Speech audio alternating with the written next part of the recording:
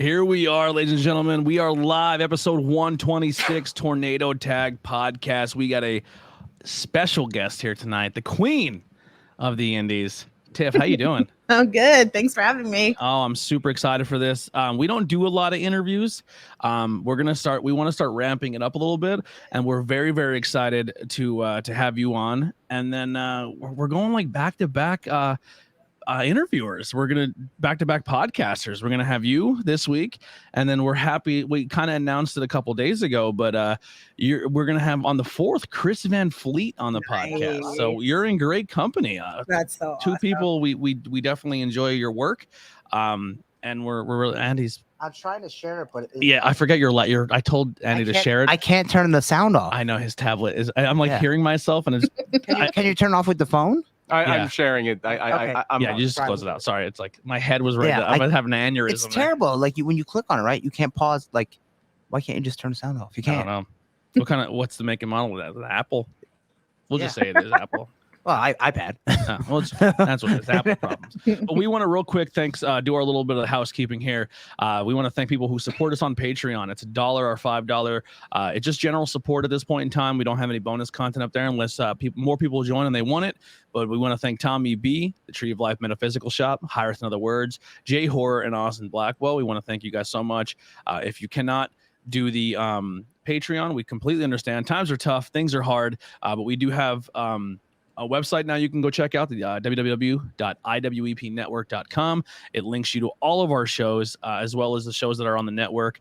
And there's merch pages and all that other fun stuff that you can do to support. And if you can't do that, we understand. Help us with a share. Mm-hmm. The big thing here is I'm going to steal this from Chris Van Fleet himself. If you're listening and you're doing audio, I understand. I do it too. I listen to a podcast and I'm like, man, I wish I could. You just kind of listen in your headphones and you kind of go about your day. And then after the end of the day, you're like, I should have probably plugged that or did something. Take a screenshot of your screen listening to it. Mm-hmm. And then later on, just post on social media and be like, hey, I love the episode. It's like a little reminder to yourself because it does help out people who create content to let them know that you appreciate their work. What he's trying to say is, if you don't share this or tell somebody about it, you're a piece of garbage and we don't like you. You are a piece of trash. You. Yes. No, I you can agree with that, Tiff, right? You're garbage. When you're kind of speaking into the void and you get no feedback, it's kind of tough sometimes. Yeah. It's like you're talking to yourself. You're like, okay, well, you know what? I'm having a good time, right? Yeah, That's exactly. what it's all about. Meeting people and making great experiences. I like meeting girls. I like meeting guys. Naughty month. We didn't get a review yet. I know if people would leave reviews on the website or on Apple, we read them off. But we got a comment on our last episode. Oh, so the comment goes here: if I'm not listening to 2300 Wrestling Podcast, DB Richard is always tuning into the Tornado Tag Podcast to listen to Anthony, Andy Header, and the gang. That's me. You're the one-man gang. gang. Yes. That's what you thought you were. 747 splashes for everyone. Son of gang. Yes. Check out the Captain Lou episode. I think it was an absolute best that I listened to. So thank you so much, DB, for the kind words and giving us a comment on YouTube. So I can't wait till I get to be Akeem now. Yeah, It'll be great. You're going to be a great When you go Akeem. deepest, darkest Africa. That's right. And then our sponsors. So we have Tree of Life Metaphysical Shop. We are dedicated to providing high quality metaphysical and holistic goodies to you. Not only are we an online presence, but we have a brick and mortar store located in Ringtown, Pennsylvania. And we have something for everybody. So stop in, shop online, and see what you can find. Come grow with us. Then we have Abaddon Tattoo Studio, unique professional experience nestled in the small town of Pine Grove, Pennsylvania, and Pottsville, Pennsylvania. They provide high quality tattoos and piercings in a relaxed, professional, and sterile environment. And then the last one here is this network is powered by Poddex. Poddex, a unique interview question and episode starting prompts in the palm of your hand. So whether you are new to podcasting or an existing podcaster looking to grow your audience and get more engagement, you're going to want to check out poddex.com. Use code IWEP Network for 10% off your first order. We just did a Poddex episode on Truth Behind Illusion. It was really fun. They're fun little questions. Use the app. And you can, we use the app and you can kind of flip through and find a random question and just kind of flow off it. They're a lot of fun. So if you're into podcasting or if you're not, check them out. They're a good time. Here we are, all the housekeeping stuff out of the way. Tiff, what is going on? I'm just here having a time. If you're anything like us with this independent wrestling scene, you're bouncing from all over the place. For us, the weekend's just about to start, and you're like, "Oh, I'm gonna enjoy my weekend." Nope, that's when all the shows start. So even when you're not working on the weekends, we're always working. Well, that we are. I feel like if I'm not, like, if I'm home it's weird. I think I had a day like that. I think it was last weekend because NFW, they had to change their date. And I was like, it's Saturday. I'm home. What am I gonna do? I'm not driving somewhere, not eating, and then you're like fast food at midnight. No Wawa. I'm like, Wawa sheets. That's your friend. Yeah. And then you're like, I guess I'll just turn on IWTV 100 or or Independent Wrestling Television and just watch something. Yeah. Indeed. So I know this is the generic question we ask every wrestler, and I'm sure you've done it 1,000 times. but Tiff, what got you into professional wrestling? When did you catch the bug? When did you fall in love with this amazing art? So it's crazy. I feel old, but many moons ago, like when I was really, really young, It was Buddy Rogers, the Nature Boy. me and Brian are gonna be like, you were young then. Oh boy. Break out the cane. We're gonna feel a little old. Well, I watched a young CM Punk win the world title WWE.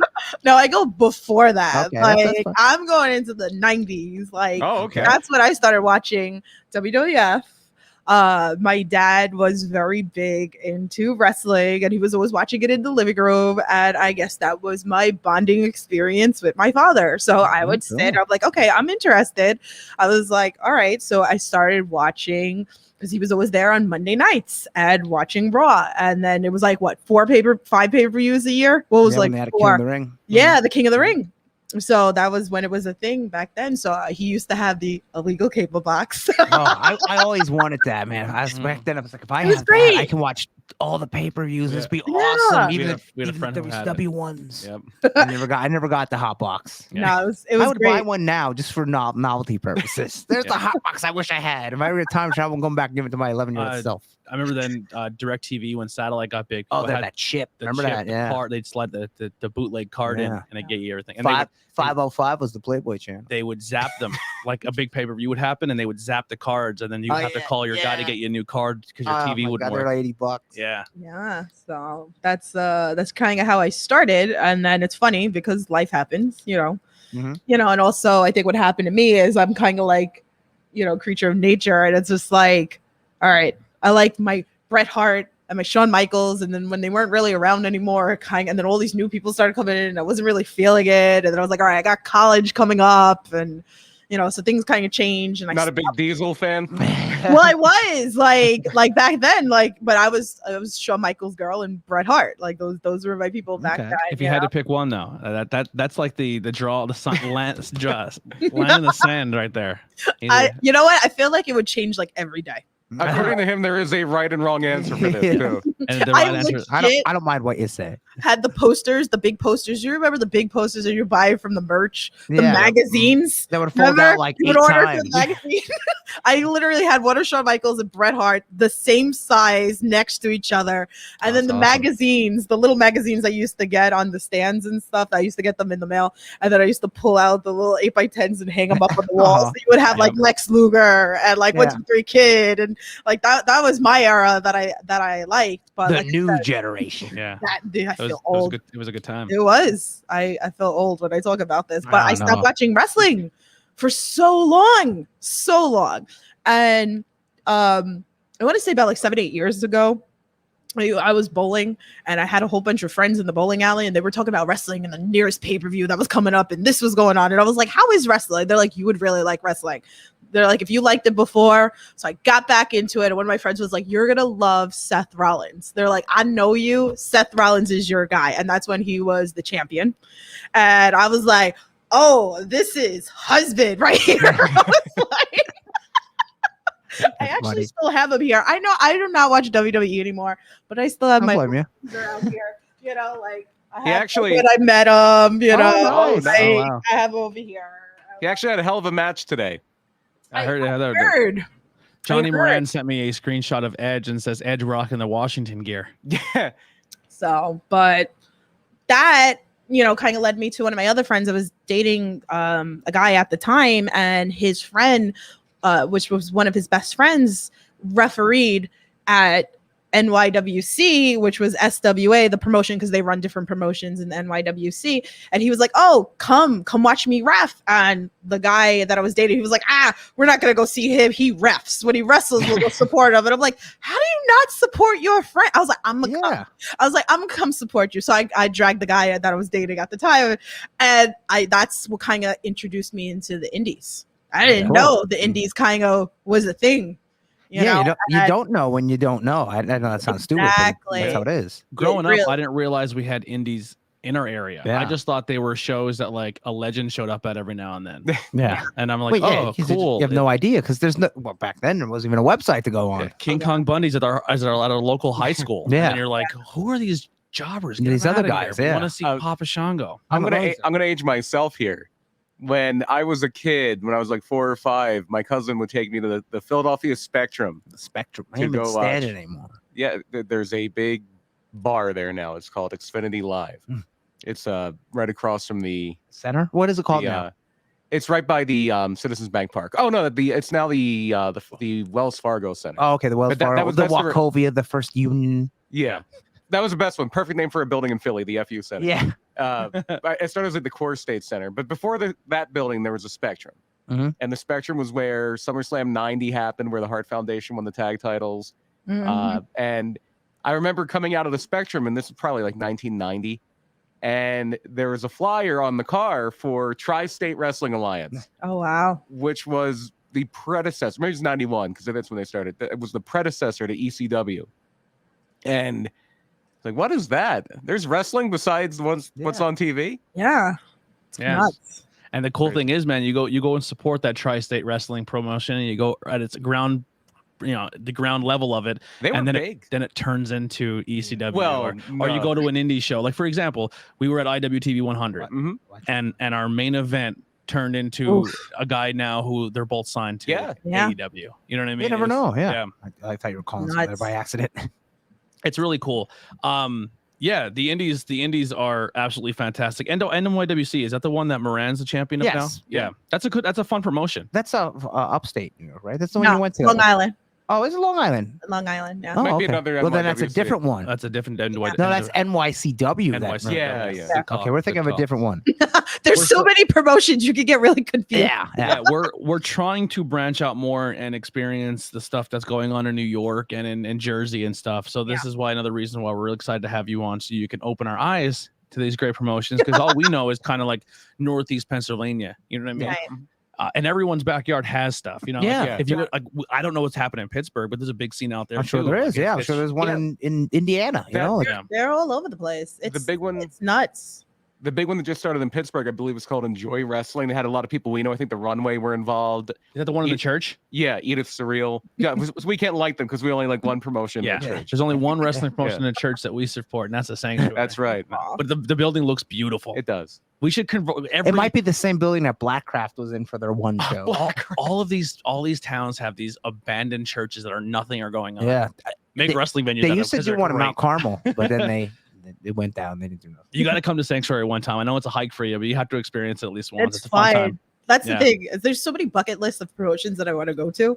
Like I'm really considering going to Beyond and Limitless New Year's this year. I've been dying to go to both promotions. One's in Massachusetts, one's in Maine. So if they're combining, an H2O got announced too. So my butt's gonna be there for New Year's, But then there's even like Chicago, and you have BLP, and then you have Warrior Wrestling. Like these are promotions that I want to go to. So I don't mind like doing the drive. It's just are these worth of me doing a drive? Especially to Maine. I mean, that's all in January. Yeah. It's John Alba approved, so I feel like even he's been trying to get me to come up there. So one guy I really was it was a pleasure meeting from Beyond is he was at IWTV 100 was Rich Palladino. Yeah. He was the ring announcer. He's awesome. Yeah, that was a cool experience. But we did get to experience one of your home places, H2O. We got to experience it twice now with double headers and double shots with Camp Leapfrog, which was super cool. And H2O was a venue that I mostly knew about because of you, like following your content. You really put over that place, and I was not let down. The students are awesome there. They're very helpful. They're so great. Yeah, they were super helpful. And we got to see, I guess the students were in a ladder match. Oh my God, the my show. boy. WTV, yeah. My boy. I'm going to feel really bad. I don't know a lot of their names, so I do apologize. When they did the move off the ladder onto another ladder. Oh, Marcus Matters, Gigi Everson, Austin Luke, Reed Walker. The boys I know the one was Sanders. The one move was a little insane. Yeah, I guess they're trying to make a name for themselves. I was like, don't kill yourself. That top Ryan Redfield also. Ryan Redfield. Yeah. Kai, me, Brian, and Kai were in the back when he was playing the music. Yeah. And actually, Brian was the star of that show, man. He did the music. He did a lot of cool stuff. No, I was not the star of that show. That's fucking. And that's stressful. 45 minutes with somebody. Dude, playing music is stressful. Well, and I've done it. It can be, but it never bothered. The funny His first show ever doing it. Well, yeah, your first time, IWT 100. Second show, Bleep Hawk was first. Yeah. The funny thing about that match is it's all the H2O people in the ladder match, and you hit the they all were in the ring when the show went live on IWTV, but when the matches started, like, all right, ring the bell, and you and me were just and Kai were just sitting there like, I think that's the bell. And the bell's right by us. and they were okay. I guess we're ringing the bell. Yeah. That's funny. Yeah, that was that H2O was one of the first places for me anyway that I got to experience like a gorilla position. Yeah. Because where we were, and that little section before they enter and people just kind of turn into character in that little spot is magical. That's a magical spot to watch that transformation happen. For me, as a fan of Ultra Car, getting that direction from Jerry was very interesting too. Yeah. Maybe a former dirtbag. Yeah. So on the vernal equinox, though. Yeah. So H2O, how did you come across H2O and fall in love with that promotion? Well, it's so funny because I've been told, which we're not going to talk about, that person's canceled. Oh, geez. So they were like, Tiff, you'll love this promotion. They were like, let me know. We'll come down on a student show. It's $5 on a Monday. And I never did. But I always knew a lot of obviously, like, it's Matt Tremont. Like, who hasn't seen Matt Tremont? For years, I've seen Matt Tremont wrestle in so many promotions. Like ICW and Jack Ballard ran it. ICW, now Danny DeMonto's running it. Like, I've seen, Tremont all over. CZW. Like, I've seen Tremont all over the place. And I'm like, well, it has to be good. Like, Tremont's running it. And then you see people like Brandon Kirk and Kid Osborne and, like the names go on and on and on. The bigger names are like, okay, like Bam Sullivan, you see all these people. And I'm like, okay, like, so I just started like following more on social and watching. And what kind of really triggered me was, and we're going to go for like a year, literally next week, last extravaganza, last October, last Halloween, when Matt was doing his retirement show, when he retired to RSP. It was his last match. And it was a death match. And when it was funny because I had a Halloween party that day and all my friends are wrestling fans. And we're sitting there, we're all dressed up in costumes and we're sitting and we're watching Last Extravaganza. Now we're in wrestling themed costumes. Yeah. That's awesome. That's the best. So I'm like, who were you dressed up as if you were a wrestling themed costume? Oh, no, I wasn't. My best friend was wearing Casanova. I forgot what the hell I was last year. It was really funny. So, and Casanova's another one that is wrestling at, he wrestles at H2O also. But I got pulled in and I saw a shooting star press from the scaffold on top. Oh my. From Dylan McKay. And I was like, yo. So Dylan McKay is my first love of like H2O. And then I start going down the list. And if you start going through my podcast and you start looking at the interviews, you start seeing like Marcus Matters was my second one, and it was like, okay, those are like my two main boys. Then I started keep going. And it's funny because most of the boys that were in, the IWT TV scramble, that we talked about, the ladder match, they did a scramble before that and I had to sponsor it because I was like, I love these kids. I was like, they're incredible. I finally got to go physically to a show and it really sucked me in more is when I went to the show. And I was like, it's one thing watching it at home, but when you're there and you feel that experience of it, mwah. Yeah, and especially seeing like shooting star press, even off the top rope live, it's like, whoa, that's pretty cool. And then off the scaffold, oh my god. Yeah. And I still haven't watched the match in that building live. Like I'm watching it on TV. Because I'm always in that music area and you're just watching on a little TV screen. I'm like, it's happening right out there, but I'm watching it on TV.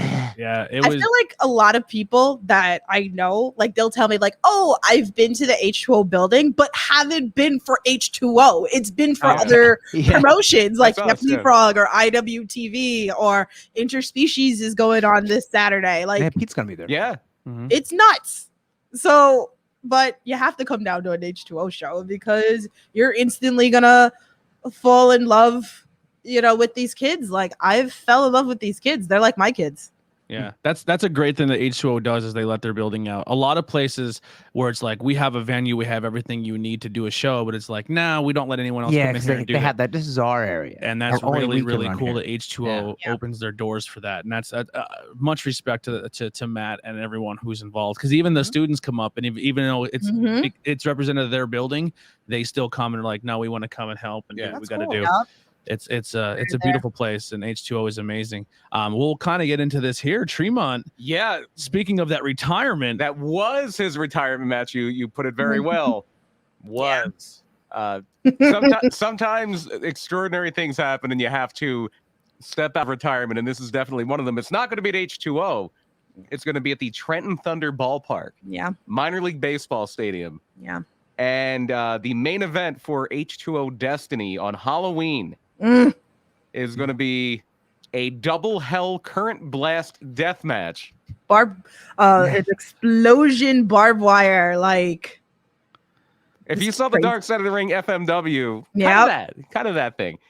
Matt Tremont coming out of retirement to face the king of the death match worldwide. Atsushi Onita. That's fucking crazy. Just seen in the FMW Dark Side of the Ring about 4 weeks ago. I just watched it last night. I watched it a couple weeks ago. I remember just putting in the chat like, this is crazy. Yeah. This is crazy. Yeah. People don't realize how special I feel like this is. It's nuts. It's monumental. This is Onita is the godfather of deathmatch wrestling. Yeah. Absolutely. I mean, I think when the history books will be written, like him and I think like for America it'd be like a Nick Gage and Matt Tremont. Yeah, I mean Cactus Jack, but that wasn't deathmatch. He did deathmatch in Japan, but nobody was doing deathmatch in the United. Like in the ECW, got the closest probably until like XPW and CCW, but the ECW didn't have like the light tubes, didn't have explosion. They had barbed wire sometimes. Yeah. Now, when we come in close with these talented people at H2O and deathmatch is kind of their thing here and every now and then. How is it when you become close to a talent? Like we experience every now and then maybe like a hardcore match or a crazy spot. You're like, oh yeah, you're gonna do that. I couldn't imagine.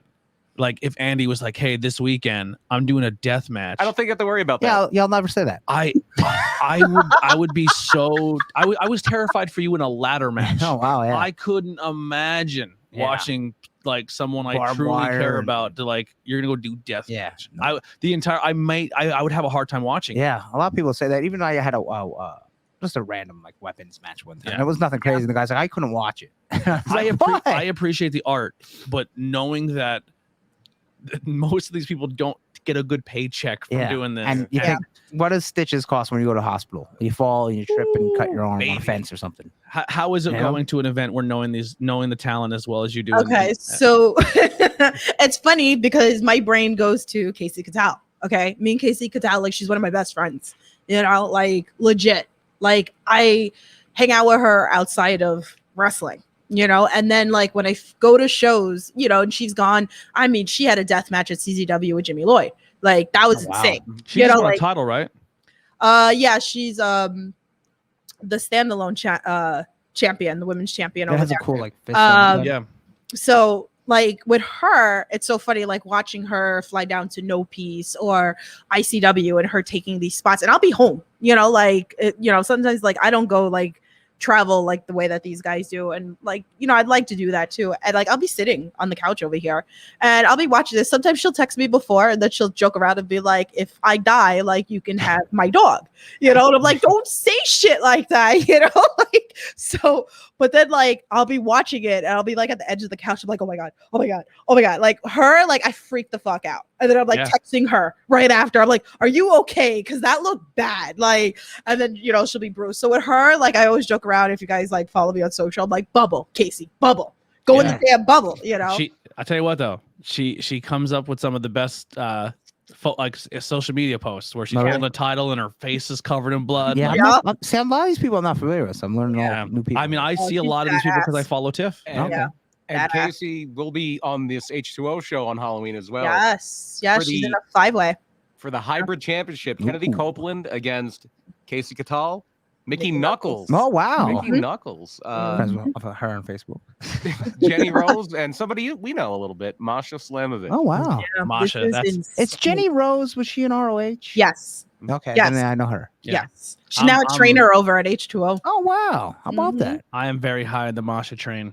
I've been telling from the first time I ever seen her, I was like, she is gonna blow up number 29 on the 150 list, which is pretty exciting. I gotta say, the PWI pronouns, pal. Yeah, PWI 150 women's list. Yeah, which should be more than 150. Just saying. Yeah, I don't know if they can ever get it up to 500. They're building it up. It was 50 when it started. It was 50, then went to 100. This year it's gone to 150. It'll probably be 200 before long. I told Edith actually at H2O, and I was like, I really when I see your name on the card, I'm excited, but then immediately I get knots in my stomach because you are willing to do things that make me uncomfortable. Because like the Kryptonite Crunch, your move off the scaffolding through tables at church in Pittsburgh and jumping off. I mean, getting body splashed by Masha off a roof. And Masha was the one that was doing the crazy stuff in that match. Well, no, Edith took the powerbomb to the outside. No, Masha took the powerbomb to the outside, right? Yeah, she took a bump off the apron into hard-packed snow. Yeah, ice, just pure ice. Yeah, just ice, yeah. So, when I see people taking bumps like that, it terrifies me. Well, the thing I thought with Edith in that match, too, because this is an outdoor match for Can't Believe Frog in the snow. And Edith's gear is not what I would call warm. Yeah. Like, she's not wearing a full bodysuit. Mm-hmm. And it was cold. It was cold. They actually, if you want to check this out too, not just the match itself, but during that time when they were filming it, Edith was doing the biography thing on IWTV. Oh yeah, the day in the life or whatever. The day in the life. So there's some cool behind the scenes stuff with the day they were filming that. So I'm going through this, not to cut you off, but they have a thing called the Hustle Cup at this weekend for H2O, and there's a guy named Anthrax with 2 X's. Yep. Anthrax is one of my favorite bands, but I'm not familiar with You mean Basket of Puppies? Yeah, Basketball Puppies. We're not changing our name.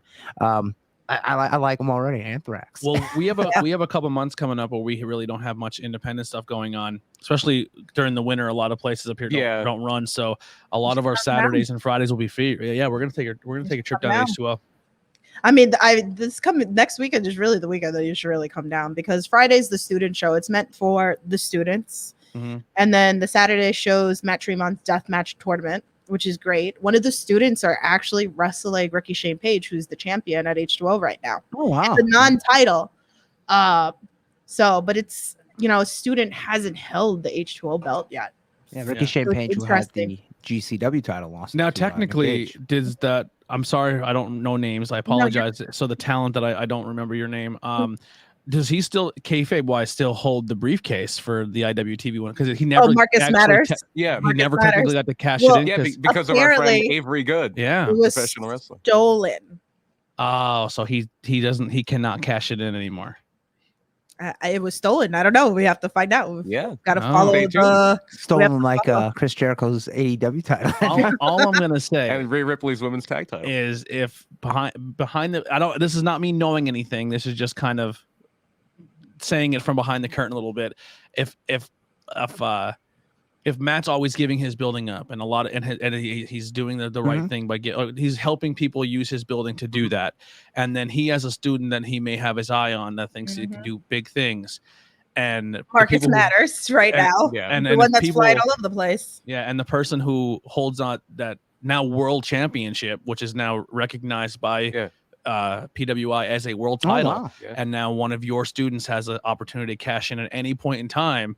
That's a big thing, not just for that talent, but I mean that's great things for Matt. Like to now currently being held by Alex Shelley, the new IWTV World Champion. So nuts. So I'm going through here. Nuts. Adonis Valerio, who was in Outbreak, he's going to be at in the Hustle Cup. Alex Shelley will actually be near us in this weekend. Alex Shelley will be at True Wrestling on Saturday. Oh yeah, that's right. And a guy wrestled Cade Lothbrook. He lost a ton of weight recently. He's going to be in a match this weekend for H2O. I wrestled him at ACW. So some people I know. A lot of people are new. That's weird though. When you're not in different areas, you don't know people. What's the extent of like a hardcore match that you're willing to do? That hardcore match. That's it. That's mostly like hardcore over there anyway. Like it's not, when you start breaking out the light tubes and things like that, it's got to be special at H2O. You don't really see many light tubes. You're seeing hardcore. You're seeing chairs. You're seeing barbed wire. You're seeing that. It's not meant, if that happens, it's meant to be special. And that's what, like, don't get me wrong. I love my promotions like GCW, ICW, where you're going to have your constant death matches. And that's the nice thing about wrestling, right? And in the indies, that you have anything. You have your kid friendly, like you have your death matches, you have your high flying, like you have all different types of wrestling. You have a buffet, which is great. So, but I think I like this balance. And the nice thing about the H2O students as well is that each kid is different, right? That you would think that each one, they would all kind of do like the same thing, right? That it's all like, oh, they're all high flying. No. Some are high flying, some are technical. Like some, like you have like, that you see those students that are the high school mat wrestler, right? Like that's what I like. That's cool that they're not trained all the same exact way. Like when he does it, they all have that style. They have their special style. It's not an assembly line. You're finding what that person has. I like that. That should be encouraged in all training places. It's that's special. So you find that obviously you had that common ground with your father. Your bonding moment was wrestling. You find the indie scene. I think it's one thing to kind of go back on that is I was listening to on AEW Unrestricted, and Aubrey was talking about the creation of heels. And the reason heels is a thing is because everyone that they kind of found, especially in the female community with wrestling, like female fans, is a lot of times if people find a sense of community where they can share their experiences and have conversation and find that camaraderie and be able to talk about it, that's where your fandom's going to stick around. And that's even if the promotion is not amazing, if you're having a good time speaking to people about it, you're going to stay in the pocket. Like with MMO video games. That's that's why heels was created. So the fact that you had a too bad heels didn't really take off, but still, it was met with good purpose. It's still going. So it's still going, but I mean, it's one of those things where it's a membership. But if you're a heels member, they have like an open thing before every pay-per-view, like a huge get together. I mean, not physically. Yeah, but it also started in the pandemic. They do it. Yeah, the last pay-per-view they did a physical meet. It means they have good meaning behind it, but it's not meant for us. It's a female community. I don't even know if it's worth it for girls for $50. But anyway, keep it going. I don't pay for it. But I think that idea to keep community is a fun thing, and how you're saying your friends, you have a friend base that you all talk about it, and that I think that's very important. But what made you steal your ship into the podcast lane or become a journalism and really go that route? Oh God, it's funny because I used to host a different YouTube channel. I used to do a dating podcast with a friend. Wow. Yeah, so we used to talk about how awful the cesspool. So you were Call Her Daddy before Call Her Daddy was a thing. It was horrible. We just would like do topics about like something like if you're in a long distance relationship. So we would like talk about that and like experiences. It was interesting. That's interesting. Oh, like that's what we used to do. The guy that I used to do it with, he couldn't do it anymore. So that kind of went away. Kyle, who ran the No Holds Barred Network, who just recently left because he's just got so much on his plate. And he was like, you're the queen of the indies. You built the network. Like, it's yours now. So me and him, he used to come on too, onto that old podcast. So we always had a great chemistry, and he was doing WWE stuff, and he kind of got me into NXT years ago. So I used to listen to his podcast, and I used to come on there. And then eventually, like when the AEW thing came around, I actually brought it to Kyle, and I was like, you know, this is going to be big. I was like, I think with our chemistry on podcasting would be great for us to add an AEW thing. So then we came about the All Elite podcast, which is on hiatus now because, you know, because he left, you know, so I haven't really decided if I want to continue it or, you know, like, so right now I'm focusing on the indies. But that's really like, you know, I started doing the All Elite podcasts on the No Holds Barred Network. With interviews like Brandon Cutler that I've done with and Rick Knox, you know, people really enjoyed them and they wanted me to do more interviews, but I was just doing AEW stuff and they were like, oh, would you do others? Mm-hmm. And I was like, well, I could tap into the indies because I go to so many different indie promotions. And that's how that got started with my indie journey with, you know, like the podcasting, which it's cool because not most podcasts are just WEAW. That's it. Yeah. You know, they don't even mention the indies, you know? Yeah. Yeah. So here's a question I have. This is a personal question. Oh I think a lot of people. What I also right. No, Howard. Yeah. Hey. Nothing crazy. Hey, now. I have dating questions. No. Since you mentioned dating podcasts, yeah, I've been out of the game a long time. If my wife ever leaves me, no. For me anyway, I go to a lot of different promotions and I end up I fall into I don't fall in. I put myself in a situation where I'm more a part of production or I'm part of a cameraman or commentary. And then people find out later that I'm a podcaster and they're like, yo, how do I come on your show? Yeah. And then I'm like, we kind of start talking about it, but then like I'll reach out as the podcaster and they're like, no, I'm busy. Yeah. And I'm like, but you just told me in the last show you want to do it. So like I'm still trying to myself to like actually be me and then be the podcast. And then I get like anxiety asking people to be guests. Yeah. But a lot of times you get that where they, you know, they say, yeah. But like they're just kind of doing that to make themselves look good or maybe they don't want to say no in person. Yeah. It's like essentially I suck at asking people to do the show. Is that something you ever struggled with or that you ever had issues with? I think at the beginning when I first started doing the interviews, it was hard for me. Now I found my niche, you know, but I've been doing this for a while. And I think the fact that, you know, me going and supporting a lot of different promotions and, you know, physically engaging on social media too, like putting over people, me going to shows, taking footage, clipping favorite moments, tagging the wrestlers. So they know who I am, you know, even like if I come and like a meet and greet or something, like I just saw JT Dunn at Creative Pro the other day, right? I had JT Dunn on last year on the podcast, but we never met. We never met. Fake. Oh, wow. That's Walmart CM Punk. CM Punk. That's terrible. James Keenan. That's terrible. I love JT. That's a joke. But someone had a sign at PPW that said JT Dunn is a Walmart version of CM terrible. Punk. Like it would be great value version. Okay, at least get your joke right. No, but that makes it easier. Yeah, definitely. But the go-to joke is like CM Punk if he bought him on Wish. Yeah, is the one they say now. JT is super fucking talented. He's excellent. Yeah. Yeah, so if anyone's listening, I'm not big timing anybody or not reaching out to you to do interviews. It's more or less a me problem because I have problems asking. But yeah, I'm definitely open to have people. Yeah, but if you're a wrestler and you ask a podcast can be on, they're probably gonna say yes. Yeah, it's very rare you get a no. I gotta be honest with you, unless you're like an asshole. Like, unless you're JT Dunn, no way. Or you charge? You know? Yeah, it's like, well, I had to have me once where I reached down to like $500. I'm like, I'm good. Yeah, free advertising. 400 if you let me bring on the cat. Yeah. Free advertising is wonderful. There's a hint right there. I know. Like, no, it's true. Like Alex Zane, I love Alex Zane. Alex Zane's been on the podcast a couple of times. I'm gonna have him on again because my guests keep, you know, my subscribers. They're like, oh, bring back Alex Zane, but they wanted me to bring back Zane for the wrong reasons. I'm like, no, I ain't about that life. I was like, if I bring it back on, I was like, let him go back into the indie circuit.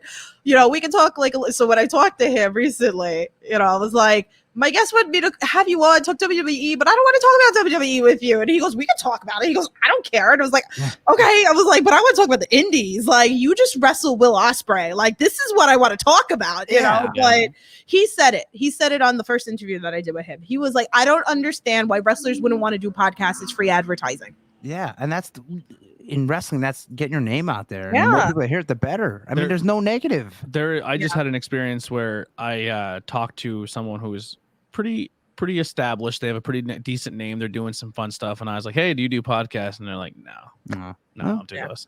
Yeah, there's a bunch that don't, you know, like I kind of go that route too. Like when I talk, I mean, again, like a lot of this is one key that I can definitely give you. Like, and I feel very strong about this. I mean, every podcaster is different or whatever. I do not want to put someone on my podcast that I'm not familiar with. Okay. I feel that's very, very bad. And I know the wrestlers will know you don't know them, because I'm friends with a lot of wrestlers and they'll tell me that, like, oh, I just went on this person's podcast and they knew nothing about me. So me, I need to know who you are.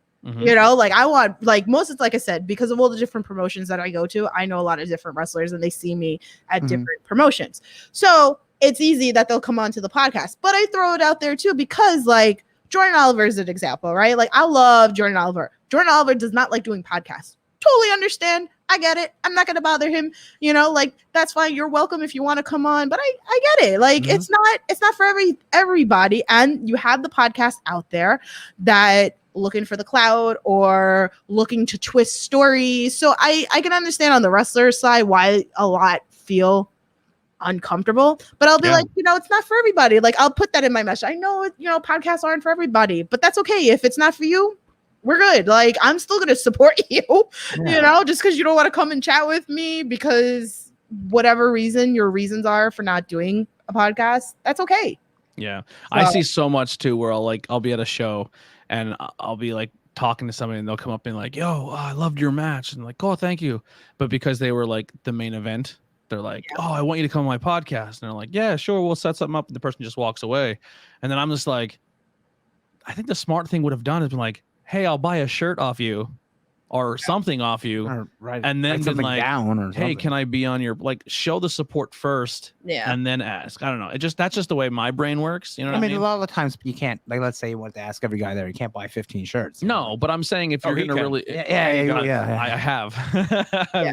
I've dropped $200 in any show buying t-shirts. Yeah. It's not even a joke.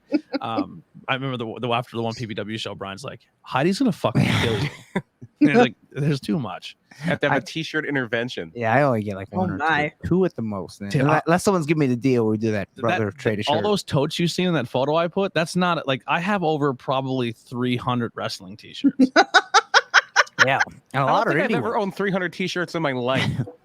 I have a lot of shirts, so I can't say. Yeah, I don't have as much as you though. That's my shtick though. I love t-shirts. Well, hey, everyone collects something. I tell somebody, if you don't collect something, something's wrong with you. And stickers. Everyone collects table is something covered in stickers. Whether it be, you know, clothes, toys, stamps, coins. I think I just realized I have too many. Now I just realized I have pins too. I love pins. There we go. I have your pin. Okay. Yes. Oh, that's Alex Zane. This is Alex Zane. This is by Dave Cole. Who made that? Dave Cole. Oh wow. You know the wrestler Dave Cole. Oh yeah. That's super cool. Yeah. And he had someone made you an action figure, right? Yeah. Anthony Gangone. Oh, nice. Yeah, I have an action figure, but I don't have a pop. A pop. You have the wrestling buddy though, right? Yeah, and I have a wrestling buddy, which is that's really cool. That's still I never opened it in the wrapper, and it's gonna be in my comic room when it's done. So, I've been on the pins collection now. That's cool. I just got a really cool pin online. And you can start to what's the sticker place we do? Sticker Depot or Sticker Mule. They're starting to do pins, but it's pretty expensive yet. But like in 2 years, every indie wrestler's gonna have pins, and they're gonna you know. But like right now, it's a little pricey. Like it's gonna cost like $20 a pin. And who's gonna pay that for a pin? And every pin at an indie show sticker, I just give them away for free. Yeah, I don't even try to make money. Like I would love to get pins made, but like right now it's too expensive. But years ago, getting a shirt made cost you $600 for 30 shirts. You know. So, interview wise, you had a lot of interviews, a lot of people that you've had on your show. Who are some bucket list people? I always like speaking things into existence. I know, right? I'm the same way. I do the same thing. You know, it's funny because last week I was sitting at the diner with Ariella Nix, and she said to me, I was in match with her at PPW. See? Yeah. Yes. So she goes, who's the big bucket list? Because I feel like I do. In the beginning, it was like my whole list of husband gimmick that I was doing. So I was going through the list of husbands, like Anthony Gangone. Seth Rollins. no, like realistic, the indies, yes. Like, you know, list of husbands, you know, Alex Zane I've had on, you know. Tyler Black. Tyler Black and their Indies. Maybe one day, who knows? But you gotta fight the man for that one. Yeah. Arcadia was one, right? And it was really funny. I love Arcadia. I freaking love him. So it's so funny because I was talking about him to Ariella Nix. I was like, that's the bucket list. That was like, for me, that's the big bucket list for me. And I did an interview with one of Tremont's students the day before, and we were talking about how Arcadia showed up with Jay Lethal to train with the H2O kids. Yeah. So I was talking about this with Leroy Robinson on the podcast, and I was like, man, and I said this on the podcast. I was like, man, I love Arcadia. I was like, I said he's still a bucket list for me. And so I tagged him. And what happened? He responded. He goes, "Let's do it." I go, "Really?" Yeah. He's like, "Yeah." I was like, "You made my day." That's awesome. Yeah, some people are just like, yeah, sure, I'll do it. Dude, You if know, I I was- wasn't thinking, but they're, yeah. If I was at a training thing and I seen him and Jay Lethal walk in, I'd be Yeah. like, I'm gonna go throw up real quick and then try to compose myself. Brian, where did Jay Lethal train at? Where was he at? Yeah. I'm trying. There's a building where Jay Lethal came from. It's some. Oh my god. I know that. What's it? Jay Fantastic from, Max. Jay Yeah. from Cyanide. He trained with passed Jay away. Lethal He somewhere in trained with Jay Jersey Lethal. years ago. Yeah. Was it the Monster Factory? Was it? I forget. When I think Jersey wrestling schools, I think Monster. Yeah. Factory. All over All Jersey Pro. Yeah. Yeah, that was great. JPW. Yeah. Yeah. When that was around Jersey All Pro. There we go. Oh my god, Yeah. I was watching that like the other day because I was just like, he just made my day, and then I went back and I felt because I was looking at UWA Elite, their network, and I was talking with somebody, and they were like, "You have to watch Arcadia's match with Sunny Kiss," and I was like, "Okay." So I went back, and we were watching this in Zoom together, and this was like 2015. I'm like, "Oh my god!" And I was like, "Okay, I need more Arcadia matches." So like we're typing in and we're looking up Arcadia, and I saw Arcadia teamed with KTB versus Private Party versus Ortiz and Santana when Santana was drastic. And we're like, oh my god, like, and then it was just so funny because I put the tweet out because I saw Steve Scott, these little people like, that I know I've had on the podcast, and like I'm good friends with everybody. I'm like, oh my god. And then somebody tagged Danny D'Amato. They're like, oh, make sure you skip Danny D'Amato's match. And then Danny responds back and he was like, I think it's edited out. And I'm like, no, his match is here. And then he's like, oh my god, he's like, I broke my leg in half. And then I saw the spot, and then he's like, Tiff, can you send me the video? And I didn't want to put it on Twitter. I was like, I DM'd him the thing because you see his leg like bent. Like Sid. Or like that happened to Mickey Knuckles. It was her arm though. She was wrestling Sarah Del Rey, or maybe it was her leg. I forget. Yeah, That's crazy. years ago. Now there's a promotion that I almost took a trip out to Jersey for that no longer exists. Oh, Jesus. And I fell in love with this promotion from your podcast, and this is just my question from you as a journalist. All the content was then removed because of the owner doing what they did and everything like that. And I get The owner that. was canceled. Well, that's why I said that's how I kind of found H2O. Yeah, I didn't want to go into it, but they're like, no. I mean, like, I'll go into it. I didn't know if anybody was comfortable with talking about. I'm comfortable talking about it. Yeah, it's not so much talking about him or what he did. No, I'm not no, gonna get no. into all that. It just, for me, it sucks that everyone's content is now gone. Yeah, like Well, I don't think that's really fair. That's not true because I'm your biggest one for it, right? It was hard for me when all that shit came out because I was upset because this was a promotion that was like my home base, and I got to do backstage really started stuff. to take off. Yeah, it was getting bigger and better, and like it was great. And it sucks. I can tell you that the content is going to go somewhere. They're gonna erase out the name and whatever. Perfect.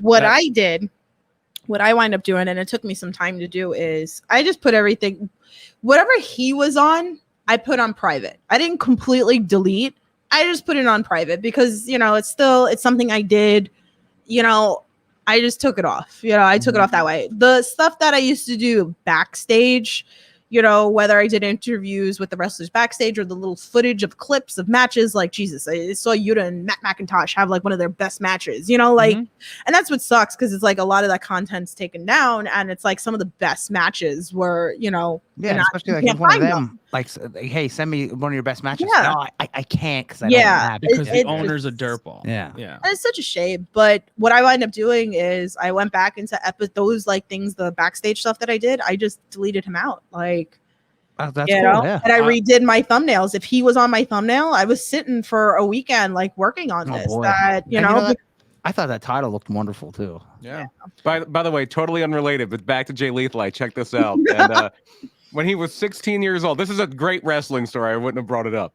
He won a lifetime scholarship for free training at the Jersey All Pro Wrestling School. How about that's what I was thinking? Is but then 6 months later, the school shut down. Oh man. Well, and he wound up 6 months is a lifetime. He wound up training with Mikey Whipwreck and Dan Moff. Oh, okay. Yeah. Okay. I thought he was connected to Jersey All Pro for some reason. I don't know. And then he wage blah, blah, blah. And then has one of the greatest segments in wrestling history with Ric Flair. So good. Those matches are so good. I'm like, I want to sit and binge, Jersey All Pro. Like, it's just. I wish they were still around. They are around.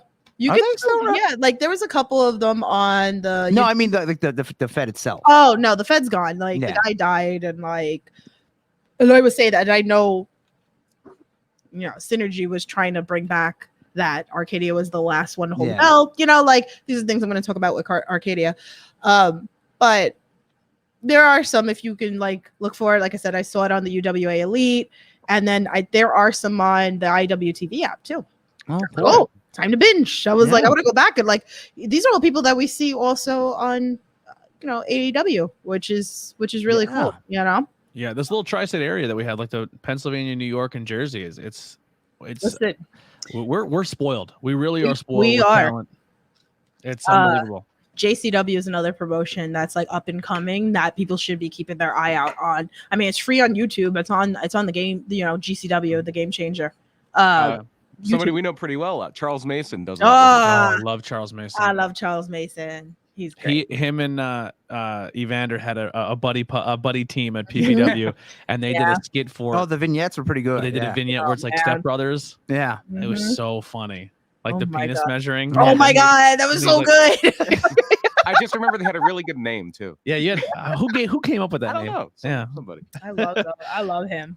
He's super, and then he's doing the serial killer gimmick now. He's doing like really? Yeah, he's like the American Psycho. Oh, well, because I haven't seen him in so long. Yeah. He has one plug to What a Maneuver wrestling. It's a wrestling T-shirt site, just as good as Pro Wrestling Tees. Has tons of people on there. Definitely check it out. A little bit cheaper than Pro Wrestling Tees. Shipping is not as high, and they're nice and soft. And I have Charles Mason's his first shirt, the root of evil. That's the one I was just gonna put over. One of my favorite independent wrestling shirts is the Root of Our Evil shirt. It's so good. I had that. Good. I was like, I have to have that. Like Joey Silver's another one that I have one of his shirts from there. Like What a Maneuver is great, and it's fast. And and their customer service is great too. And I always will put one of their shirts on because every podcast I'll wear a shirt and put it up. And What a Maneuver will always retweet us. Really cool. Thanks for wearing one of our shirts and stuff. They're really cool people. That's so sweet. I reached out to them about putting shirts up. Not that I'm not trying to sound cheap, but yet there's a little bit of a fee. There's a fee to put them on, but for the fee would cost me to put it on. I can go and buy someone's shirt and support them. So I'm buying other people's stuff before I put myself out there. So they're a great service. They're a great service. So I had a question and just literally lost me talking t-shirts. Any of you guys have anything you want to ask? I do remember what it was. Put me on the spot here. No, go ahead. I was gonna say she wants to talk about any other feds that are that was actually my thing. Because you mentioned JCW. Any other feds around your area that we haven't talked about that you want to talk about? I mean, so many freaking promotions. We're gonna be coming to Jersey in a couple of weeks to Titan. Yeah, Titan's another one. Invictus is another great one that I love. Invictus is another up and coming. There was a whole bunch of stuff that happened. I had Alex on the podcast, and then now he stepped down. And Alex Watt in the chat saying, "I love this. Big fan. He's a big fan of yours." Yeah, Alex Watt, one of the creators of Camp Leapfrog and High Tension Wrestling, right there. This one came in earlier, but I didn't put it up. Dave said, "Will you cut that damn man butt already?" Never. He's just jealous he doesn't have hair. That's what it is. Yeah. There's just. I mean, I'm gonna go check out the Interspecies this weekend. This is the first time that I'll be there. That looks fun as hell. With all the Legos, or excuse me, blocks. Blocks. Yes. The cease and desist that happen when you say Legos. Lego deathmatch. Yeah. Isn't Pro Wrestling Magic is our Delaware? Yes, that's another great. Yeah. I swear, anything that you could go to Ridgefield Park for in New Jersey. Party was there. Pizza Party. Yeah. Yeah, Pizza Party. Oh my god, I love Pizza Party. The Pizza Party's again, if you are just the type of person that likes death matches, this isn't for you. Me, I can kind of go the opposite of that. Yeah, I can go gimmicky, sticky. Yeah. I can go all over the place. Oh my god, Matt Mikowski, and I talked about this with him on my podcast. I was dying because he came out in a box. Yeah, he did the if you come out in the box, you're instantly over. he did the Metal Gear Solid. That's cool. He snuck up in the box. Yeah. When I heard that, I thought of remember Mokujin Ken? It was Ken the Box. It was a wrestler in Japan. Yeah. And for those Tekken players, there's Makojin. Oh my god. That's a name right there. It's not if, it's just when he gets signed. Oh, Matt. He's Matt's so great. good. So good. You want to like have like in New York, and I don't know when they're coming back, but I think I saw some stuff, the Extreme Serious Wrestling. It's very okay. It's probably totally not extremely serious. Oh my god, it's so I think Abs has done that. I think Yes! Abs has posted stuff on that's where I first found Abs. I love Abs. Like I talked about this with him on the pod. I was like, I can't. I remember that a friend, another wrestler, he was like, Tiff, he's like, you got to come with me to this, Extreme Serious Wrestling. I'm like, okay. He's like, but anything you're thinking, get it out of your brain. I go, what do you mean? He goes, it's going to be nothing like you've ever seen before. And I'm like, okay, like I didn't even look it up. I was like, all right. I was like, so I met the guy, like we went for drinks, and then we walked over, and I was with my friend April, and we come inside, and then like we look at each other, we're like, what the fuck? I love that kind of stuff, like Pizza Party and that place sound like it'd be right up my alley. I love gimmicky, sticky stuff. Level, like there was no ring. The ring was 4 orange cones with the warning, the caution around as the ropes. Love it. Yeah. And then there's like the characters, like it was during Christmas time, so they had like a candy cane battle royal, and like the people were being held by the candy canes against the wall. Like it was wild. Somebody came out as a Christmas tree. Like I'm like, wow, this is wild. And like I had the best time. Like it's so funny where that Abs is the character he is, and where he got trained. Yeah. Like at Gleason's gym, he's trained. And then which is like it just breeds killers, and then Abs comes out smiling with like he's a killer too. He could be stabby sometimes. He is. Yeah, he did bring a knife. Oh, I didn't. Yeah, my bad. I think he's done it on social media. Okay, cool. I think he's done it on social media. He's a deathmatch king. Yeah. You remember? Yeah, he was saying he was about to do one, wasn't he? He did one with that was not a death match. 911's kid. Match. With him and Big Van, that was not a death match. Well, him and Casanova are supposed to have a match, and that kind of blew up on my podcast. And Casanova, then some Abs wound up getting COVID, and him and Puff were supposed to wrestle, but eventually, like him and Casanova were supposed to. I seen Puff at that NYC whatever NYWC. He's entertaining, super entertaining. Yeah. He got one of the biggest pops of the night. Santa. No, he just had his bodysuit on. I love when he dresses as Santa around Christmas time. It's like the best thing. This is a show that Bushwhacker Luke wrestled. Rock and Roll Express versus Stepdad. Rachel Edeling was there. Sonny was there, and this Puff guy probably got the biggest crowd ovation of the entire night. I'm looking at this interspecies show now. This looks like it's going to be fun. Sexy Eddie against Mickey Knuckles. Oh, wow. Yep. Sexy Eddie. You remember when I showed you that clusterfuck battle royal that GCW did? Yes. He was the guy that was naked. Oh. By the way, he got the people on he got Mike banned off of Facebook for 30 days with his photo. Oh, really? Yeah. A lot of people we would know from Leapfrog. Let me see a photo of that guy quick. Sexy Eddie. Sexy. Oh, it's so funny. He's old school CZW. Yeah, he's very old school CZW. He's on the farthest left. What was his finisher called when he would like do the springboard off like the second and do like the twisty like senton thingy? It had a full name. It was like the sexual assault or something like that. It had a funny name. Yeah, the sexual assault. Something. This was 2000. There were in the interspecies wrestling. Yeah, there were more. Ask Pete. Yeah, he's doing commentary, right? Yeah, I would imagine so. Pete was a fixture, and he's so good. Pete would have been canceled. Yeah, he's so good. Pete's so talented. I love it. So what is the future now? You're saying that you're pretty much the sole, like you're running the network now, the No Holds Ball network. Yeah. What is the future of the network, and what are some other shows on that people can check out? So right now, from what I'm doing is I'm doing my End of the Rope series under the Holds Bar Network, that's where I interview all independent wise. My indie talks is pretty much anything that I wanted to be related to indie wrestling. Like I'll do panels. Like this Sunday, I'm having Matt Tremont, Brandon Kirk, and Austin Luke. And we're going to talk about next weekend together. So that's going to be exciting. So I do some panels and, of course, a lot of backstage stuff. I just actually went down to H2O during their training session. I put up a video for that because, people maybe I didn't even know how like training was. So to physically be there and watch like training So that stuff like that I do for the indie talks, and Kimmy talks wrestling on there. So our friend Kimmy, super she talented. does a little bit. Yeah, she's so cute. She's young.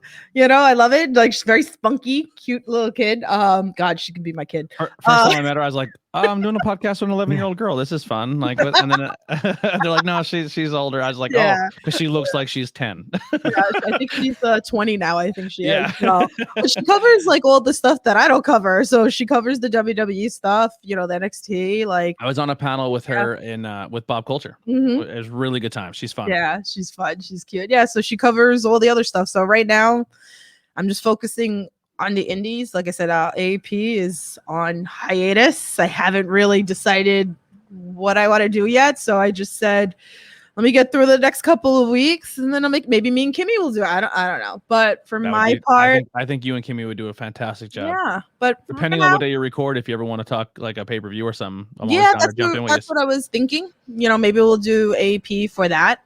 Like, I just haven't made a decision yet, but for now, like I said, I'm gonna focus hardcore on the indies. Like, that seems I'm the queen of the indies, so I love it. Here I am. So now, how did you land that name? So all the names are always given to me. They're never who gave you the queen of the indies? It was title? Kyle. I think Kyle gave me the name. Kyle pretty much gave me all my nicknames.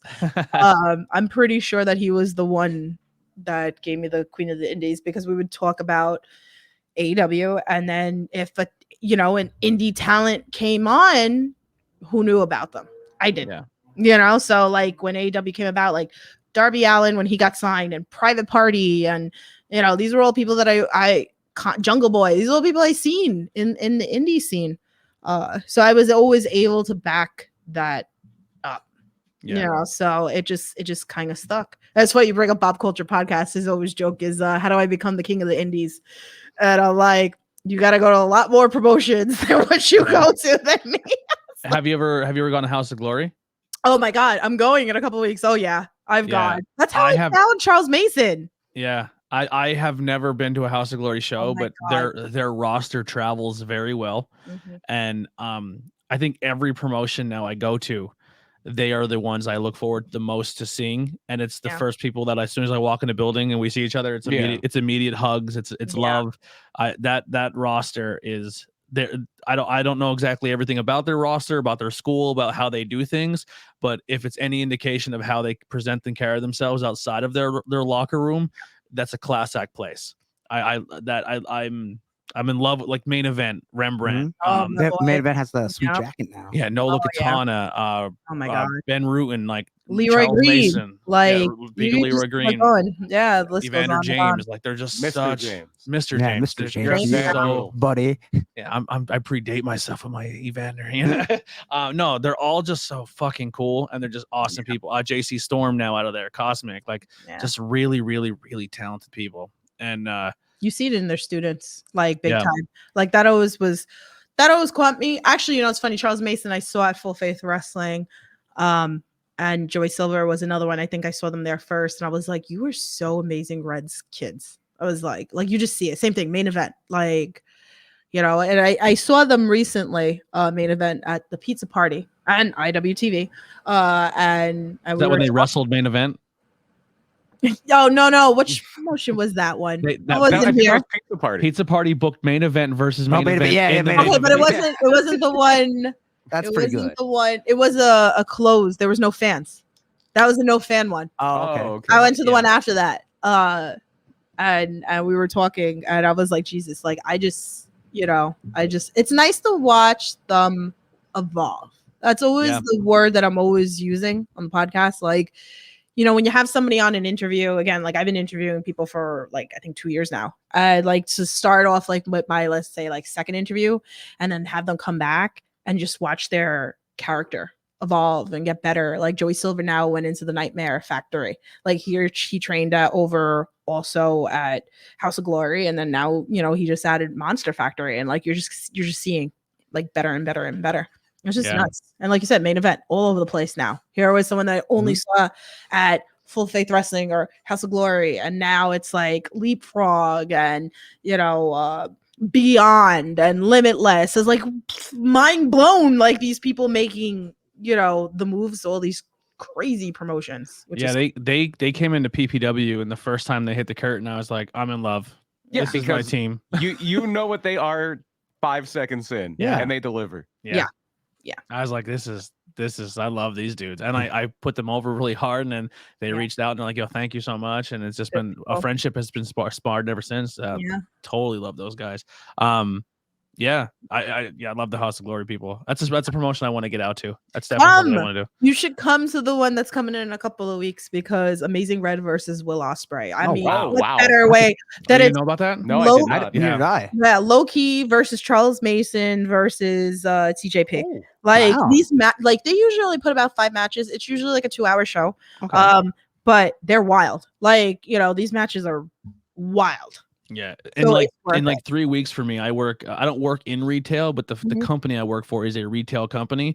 So from the 11th of November till almost the middle of December is our peak season. So I will not I will have one day. I will have one day off a week for that entire month span. So wrestling and me are not going to be like, I could probably make a show if it's local, because I can just leave work and head straight to it. But traveling is going to be tough. So probably the beginning of 2022, I really want to make the rounds and hit up a lot of these places. Make the list, the bucket lists of place, because that's I have mine that I want to go to. I always said to myself, I said, there's no chance I can see myself driving these distances, these shows. And then I did the drive once, and I was like, it's not bad. And honestly, doing the drive and having Brian in the car, and the one time we brought Paige, and then I did a drive with Johnny and Alex, and I was like, when you're not by yourself, it's not very. I did it home by myself, because I dropped him off at the bus stop. It was, But I mean, that experience of being in the car together, and I'm not a wrestler. I never will be a wrestler. I'll never step between those ropes. But that's kind of an experience. But you're making towns. Exactly. You're making towns. It's a fun experience. Yeah. Going there and working is fun. And I introduced them to the gloriousness that is Nifty 50s. Oh, yeah. That Nifty 50s that's right by H2O is our go-to spot every show. Oh, I love it. So good. I'm always in the Wawa. I mean, I've never been to a Nifty 50s. I've been to a Wawa. The turn, I don't know what road it is, but you make a really weird right-hand turn. But if you miss that turn, because she's coming from a different direction. But there's a Nifty 50s right around there. Camden. It's I think it's literally 5 minutes from H2O. It's Nifty 50s. It's I know what you're talking about. Yeah, it's so good. As the miniature golf course. We had to go early one time and then go mini golfing. There you go. We'll make a date out of it. We don't have to go earlier than we go. We leave plenty early to go to those damn shows. There, they need to do the show later. Yeah, that's what they need to do. Or not do a double shot. So after the show, we can go and mini golf. Yeah, and have a reasonable hour. We should do it. We should talk to the people at Nifty 50s, and they can do a leapfrog match at the mini golf. That'd be great. That'd be great. We're on to something. I like it. That Wawa that's right by H2O2. That's if that place had stories, right? I'm always walking in I'm sick of you. Did I just see you at the school? Really? Yeah, I've been in that Wawa twice. Both times Blackstrom was there. Oh yeah. Wow. As you're walking in, Blackstrom's walking out. Yeah. The other time, him, Travis Huckabee. There's always somebody there. It's like the Oregon Diner by the UCW Arena. Mm-hmm. Anytime I would go there would be a wrestler. Yeah. Usually how it goes. It's like Osbury Park. You'll see Joey Janela in the restaurant across the street. It's inevitable. And it's even when you go to GCW, the Atlantic City weekends, it's just cool. Everybody, you just see people, Jimmy Lloyd's walking around, Alex Colon, G Raver. And then I remember I went out for drinks with Raver. And it was funny because it's my best friend is his favorite wrestler. Mm-hmm. And it was so funny because I had Raver on the podcast, so whatever. And I was like, I want to buy you a drink. I was like, you came on the podcast. I appreciate it. Let me buy you a drink or whatever. So it was just so funny because I was with him, my friend April, and then Tiffany. I'm sure you know Tiffany on social media from Arkansas. She's another big indie person as well. She's the person you want at your shows. She's all up. She's like me. It's all about the experience. I don't know if I'm all right. I'm gonna send you her. Yeah, she's great. She's another one. She's always gifting things on. Wow, I'm not familiar. She's great. So we're sitting there, and then I'm texting with him. I'm like, all right, we're at this bar or whatever. And then he just shows up, and then by the time that we left, my friend was like, oh my god, I had drinks with G. I'm like, chill. I do know G Ray wrestled him a couple times years ago. Yeah, I just seen him last year at ACW. He didn't wrestle because his arm was still hurt. Yeah, and Yeah, I don't know him for a while. He's great. Nice. But yeah, my friend was marking out to my other friend. He's like, oh my god, he's like my favorite wrestler. And Tiffany like made. I was like, relax, not that serious. He's just like us. Like, yeah, I still have mark out moments where I see people. I don't do it like I don't physically internally, mark out, but in my head I'm like, this is happening right now. How are you doing? Like I obviously you just throw up. I love I do it. I mean, like I don't. I mean, love best friends, so seeing them at H2O was really cool. Yeah. Oh my god. Well, it's funny the story with Arcadia that like this just happened recently at a JCW show. So, you know, I've seen him obviously like a bunch of times, and I always want to do meet and greet. I get it. He doesn't really wrestle as much as he used to. It's kind of like pick and choose now. Yeah. And 20 years. So, yeah. So he what's it called? Like I've been dying to like meet him. I was like, I need to meet him. I need to meet him. I need to meet him or whatever. And I would accidentally, is Arcadia still here? Is Arcadia still here? And, and so they're like, no, he dipped. And I get it. Cause he's like, he doesn't need it because, he's like, let the newer kids, like get their spotlight or whatever like that. No, I want to meet Arcadia, Yeah. So I go to a JCW show the day after my birthday, the August 15th show, right? And what's it called? I go with one of my other friends, and the one that was a ref that got me into indie wrestling. So I said to him, listen, the goal for today is I have to meet Arcadia. And he's like, I don't know who that is. I was like, well, I'm going to show you when he wrestles. I was like, because you're going to see this cool move that he does. And I'm obsessed. And he's like, okay, so anyway, whatever. He has his match, whatever. I'm like, all right. So I'm like, he's like, oh my God, he's good. I was like, yeah, I need to meet him. Okay.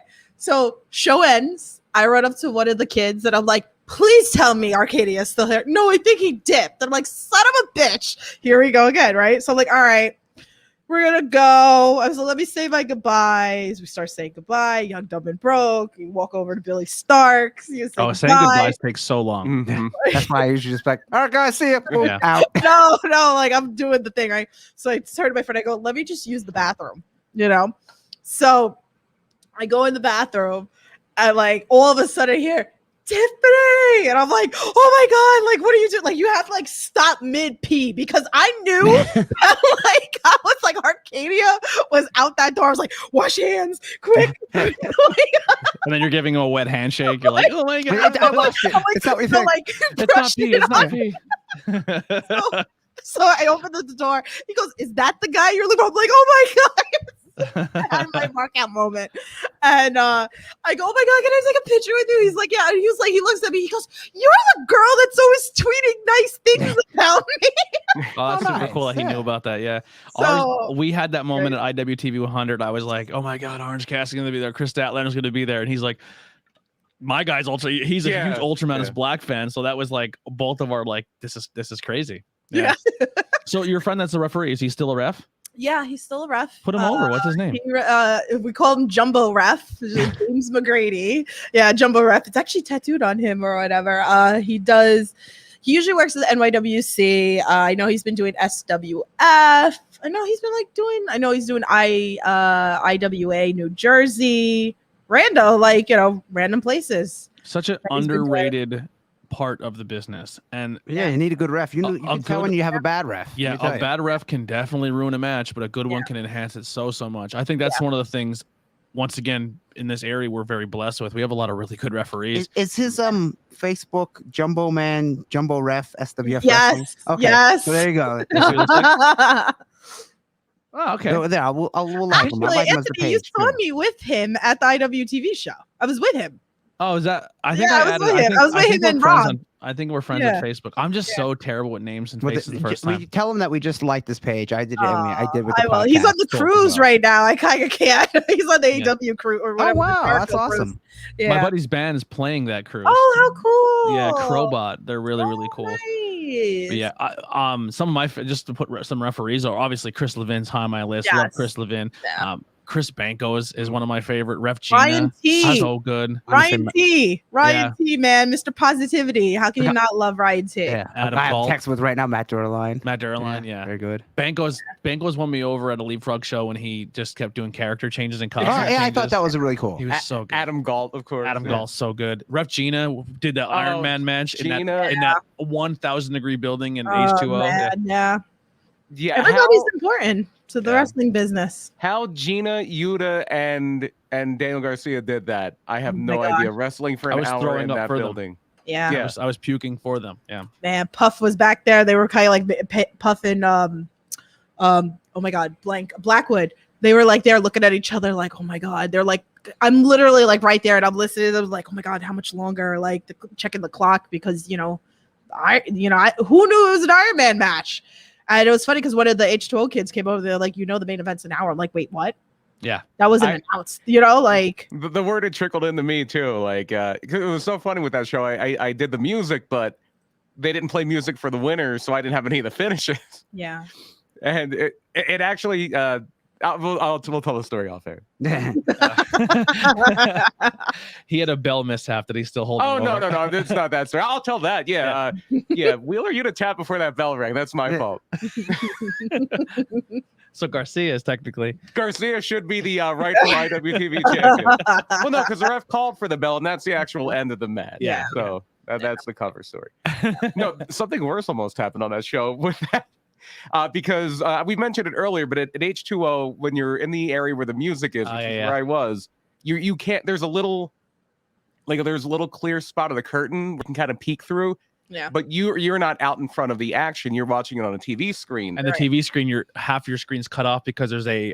Well, no. Usually it's not. But for IWTV 100, on either side of the entrance, they put up these big banners. Mm-hmm. And for the one of the matches, it was the match with Jonathan Gresham and Adam Priest. They're like the bottom maybe eighth of the ring was cut off. I couldn't see it at all. Oh wow. And they do a spot where it's 1, 2, Gresham gets his foot on the ropes. And I'm like, was that the finish? Should I ring the bell? Oh shit. And I do what you're told to. Watch the ref. Yeah. You only ring the bell when the ref calls for it. And sometimes from your angle, it is hard to see if the guy's getting pinned or not. Ringing the bell is fucking stressful. And the ref puts his hand up, but he's like 2. And I'm like, okay, good. And I think the thing the guy was like, I'm pretty sure Jonathan Gresham was going to win this one, and I don't think he just got pinned. What was the deciding factor? Yeah, the bell is a stressful thing. Alex Watt knows all about that. Everyone's important to wrestling in the business, like is the quote of the night. Yes, absolutely. Everyone is important in the business. The people who are wrestling, the people who are referee, the production, the book, it takes a team effort. It is cool to be part of a podcasting team that when you get welcomed in to help make content to promote their shows, everyone has a hand in it, and it's super cool. Tiff, is there anything else you want to plug, get out there? Any talent you want to put over? I mean, my list just goes on and on and on and on and on. Do you want me to plug it? I mean, we talked about a lot. Like that's really like, I could just keep going. If people listening to this have never listened to your content, what are some interviews they should go check out? Anthony Gangone is my everything when it comes to independent wrestling, and I had him on 3 times. He was my first interview. I think he was like my 20th episode, and then I had him come back for the big 100. So he's very important into my indie journey because I feel like he led me to a bunch of indie promotions, and he'll sit there on that 100 episode, but he doesn't like taking credit for it, but I tell him to shut up, because for me, that's my journey, and that's just how I feel. So he's very important. Alex Zane's been on a bunch of times. I'm going to have him come back again. If you want to listen to, the H2O students, I got you covered. Matt Tremont comes on all the time. It's just Akira. Like I've had a bunch of promoters come on, like we said, like Pizza Party. Like I just had the guy from Interspecies. We've seen Akira work after a death match. His whole back, and his back was mangled. Mm-hmm. Yeah. He wrestled Matt Mikowski in a blood or frog sport rules match. He wrestled Matt Mikowski, and I was at ringside. I was one of the fans for that show. Yeah. And he got one of those a couple of those cuts just got opened up on the lockup. I think he actually was a death match at H2O the night before. It may have been, yeah. There's been like Alex Cologne. Like I've had a lot of first for a lot of podcasters like that they never did podcasts. I've had a lot. So Akira I was his first podcast. Like I have a buffet. That's the best way for me. I have a buffet of wrestlers. I'll have your death match. I'll have your fun like abs. Like I'll have the technical. I'll have the kids. I had Billy Starks on. Like it's really preference of like what you like in wrestling, but I cover a little bit of everything. Like I said, promoters, referees. I had the GoPro team on. You know, like I anything in independent wrestling, man. Again, that's why we said everything and everybody in wrestling is important. So I've had a smorgasbord of people on the network, which has been a blessing. Well, what you do is fantastic. I'm proud to have finally met you in person. Yes. I'm a fan of what you do. Keep up the amazing work, because places like this is the platform for a lot of people to get noticed, and it's cool when you start seeing bigger podcasts. Like, not saying we're not big, we're getting there, we're working at it, but like when you see on like Effie is on Renee's podcast, get an interview, and like it's exciting to see because Danhausen was on Conan O'Brien's podcast. How about that? Danhausen. Oh, I love it. It's super cool, and maybe I'm just tooting our own horns, but I think what we do is important. And keep doing what you're doing. I love it. This will not be the last time you see Tiff on the Tornado Attack podcast, unless she's not telling us and she hated her. I hate you guys. I'm not coming back. No, absolutely. Whatever you guys want. It was a pleasure. Where can people find the podcasts and all the socials? So they are all over the place. That's the nice thing. So No Holds Barred Network. We are YouTube, Twitch, like Facebook, everywhere. Just search it up. No Holds Barred Network. You'll find it. Like, again, when I do my streams, YouTube, Periscope, Facebook, Twitch, and then I convert everything into audio as well. Mm-hmm. So whatever those people like Apple or Outcast or whatever audio platforms out there, the No Holds Barred Network is. Do you have set days for shows? Like we're every Thursday at 7:00. Do you guys have a set? No, I work around everybody. I mean, that's the thing. Like, I was doing the AP like every Thursdays. So I work around the wrestlers. So it's really because they're always busy. Mm-hmm. I work around their schedule. So if they can only do a morning, then I'll do a morning interview with them. I mean, but maybe that's my downfall, but like I have to work around their schedule to do interviews. But most of the time I do like Monday, Tuesdays, I do like around 7 most of the time, unless they can't work those days, then I start plugging in other days. So it's really on their discretion. And usually when I'm at the indie talks, a lot of times like they get uploaded on Sundays because I'm editing all day Sunday for my shows on Saturday. Yeah. So you'll see that's fast turnaround. Yeah, absolutely. That's why I go live, so I don't have to edit. Yeah, it's fun. But like when you start doing this stuff like backstage and the things that I do of those backstage interviews and the clips from the show, by the time I get home, it's like, all right, well, I wake up, I have my coffee, and I'm like, all right, I want to edit this stuff because I want to put it out there because people are still thinking about how good the show was the night before. Yeah, creating is fun. Editing is not. Yeah, I hate it. Yeah, I hate it. It's a pain, but sometimes I can have a lot of fun with it. Like sometimes I just laugh, especially with what I do. Mine isn't just like basic. Like I'll go there, the kids at H12, they'll just start dancing and I'll video it or whatever, and then I'll do pop-ups of things on it. So like I'm sitting there and I'm cracking up at myself. Yeah, it's really what you make of it. I hope I can start going to more places where I'm not technically working and I can go and be a podcaster and get content, because it is something we haven't done in a very long time. We used to just kind of do stuff like that, and then we do like the ride home podcast and stuff, but then we just got in different roles and it's hard to we stopped coming and filming stuff that was kind of tangentially related to the company, and then actually started doing things for the for the company and not so much for us. That's gonna be me soon too. Yeah, he just kind of, because I got to a point where I would show up at these companies. I'm like, hey, I can get podcast stuff. And then I was like, and then I'm looking around and they have people who are doing what I'm doing. And then I'm like, why don't we just help them get their stuff? And that's kind of what it turned into. Why don't we be selfless? Yeah. That'll get us the views and the likes. Sometimes you got to take it. Yeah, I have to work that out better. Yeah, but thank you, Tiff, so much. We'll pop this up again here by Alex, and it is definitely the quote of the night. Everybody's important in this business. Thank you so much, everyone. Check out the No Holds Barred Network. Check out the Queen of the Indies. She does an absolutely fantastic job, and we would love to have you back on anytime you want. You have anything to promote? And once this new season starts up, I'll be hitting you up. Maybe we'll carpool and start going to some shows and hanging out. Let's do it, man. Come, let's be prepared to sit with me because I'm the dive section. Just so you know, it's like they see me, they're diving at me. Okay, just so you know. So be prepared. That's because you're with the camera. Yeah. I've got the best shots of stuff. Yeah. Like that promoters actually ask me for stuff, so I get it. But even Kinda if not, they're coming at me. Yeah, it's kind of like every time I go to like Outbreak, I'm like, "Where's Robbie sitting?" Yeah. He will He always tries to sit where he can get good shots. and the people get used to him being there and they're like, "Oh, Robbie's front row, right side, hard cam side." So that's where I need to go and get. Yeah. That's See, another that's why thing. we're important. All of us, you guys, podcasters, we're all important. That's right. One thing wrestlers love to see is videos of themselves. Yeah. As long as they're not fucking up a move. Bunch of Yeah, they don't want to see that. What were you saying, Brian? That's another thing we're very blessed to have a lot of around here. Are very high quality photographers. Yeah, definitely. You have Frank Boris, of course, is always a PPW. he's good, Page has done a lot of stuff. Pinhat. Eric when he does it. Yeah. Eric Pinhat when he's not wrestling, he's doing photography. I always forget Chio's daughter's name. Oh my goodness. JoJo, that's it. JoJo. Yeah. Chio's daughter. Not Yeah, if you look up JoJo's photo, there's another JoJo's photo that has nothing to do with wrestling. Really? So I forget what hers is exactly. JoJo's photo actually was the one that finally got us the logo that we were wanting to get. Right here. Yeah. But one more. She had that great picture of you and Earl and Ian Bush from Outbreak, too. And then you on the outside holding the camera. Oh, yeah. And I'm like, yeah. Well, Andy cropped it on Instagram. It was like my elbow was in the shot. Yeah. It's JoJo's photo. You kicked Brian out of the photo, you jerk.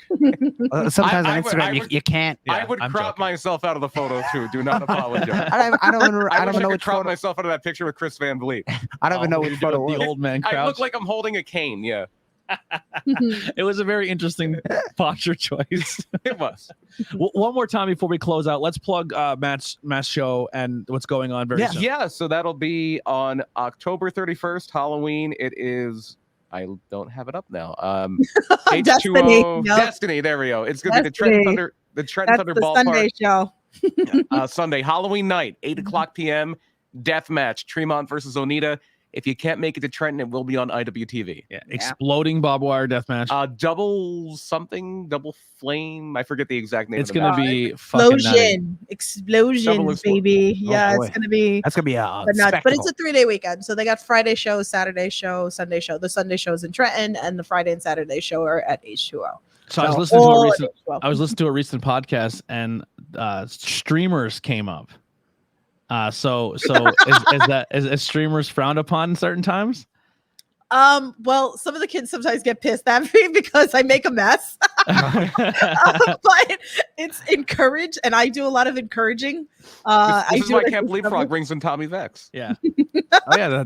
I need so if anybody's listening to this, please get at me. Like if you can buy in massive bulk, let me know, because I tried looking on like Amazon and I can't find bulk, and it, like obviously the more bulk streamers. Like hell yeah! Isn't there a party store right next door to H2O? It's a party supply company. I think it's a retail store. Yeah, no, it's not. Yeah, it's not that. Yeah, so we got to cut a hole in the wall, climb through. Yeah, streamers are great. I love streamers. Chairs and things like that. It's not like streamers. Like I just in my head seen like a full building full of like party hat streamers, piñatas. One of my favorite thing with that was in Ring of Honor when Jimmy Rave would wrestle, they would throw toilet paper at him instead of streamers. Yeah, I love that. I was at a couple of them shows. But I guess the reason why you can't do streamers for the Sunday show is just in case any of them catch on fire. Yeah, don't throw streamers if they're gonna have some type of flaming match. No. The last flaming match this man was in was one of the scariest things, one of the coolest looking things, but terrifying. Oh, the one they had on Dark Side with Sabu and the Sheik. And definitely go check out Dark Side of the Ring if you're not familiar. The FMW episode. Yeah, the FMW episode, and you'll learn a lot, and then you'll be like, "Holy shit! He's coming out of retirement, and he's coming out of retirement, and they're having this match in the States." Yeah, it's exciting. Yeah. Onita, has he ever wrestled really? Maybe since he got Did famous? he ever do an ECW appearance? I don't think so. No, I think this is the first time in the States wrestling. Yeah, I mean, before he became the deathmatch guy, like he wrestled in Memphis and places like that, like the famous Tupelo concession stand brawl. Yeah. But I don't think he ever did. No, this is special, man. Once FMW got big, I mean, maybe he made an appearance, but not a full match. Yeah, not a full match. This is. We'll probably have to hold off a little bit, and then maybe that would be a fun topic for an episode. What, FMW? No, Onita. Oh, okay. Well, Onita and FMW are basically intertwined. Yeah, I mean, we were gonna do Luna, and then like we didn't get a chance to record it because we had issues, and then like Dark Side of the Ring came out, and now we're doing it. It's like it's like, oh, now we're Onita just had one too on Dark Side. Exactly. So maybe we have to hold off, and maybe we'll have Matt come on, and he can tell his Onita story. You know, definitely. Yeah, definitely. I mean, there's stuff they didn't really touch on in Yeah, a lot of them. Dark Side Ring with Onita, especially. Every Dark Side, they kind of. He got into politics. Like he was in. I think it's called the Diet there, like their parliament or their Congress. Yeah, he was. He was in Congress. Yeah, like a few Japanese wrestlers around the time got elected to Congress. Inoki, Hiroshi Hase was in Congress. Onita. Imagine like Nick Gage getting elected to Congress. It would be great. And Hogan, it's like, I think more wrestlers should run for politics. That'd be fun.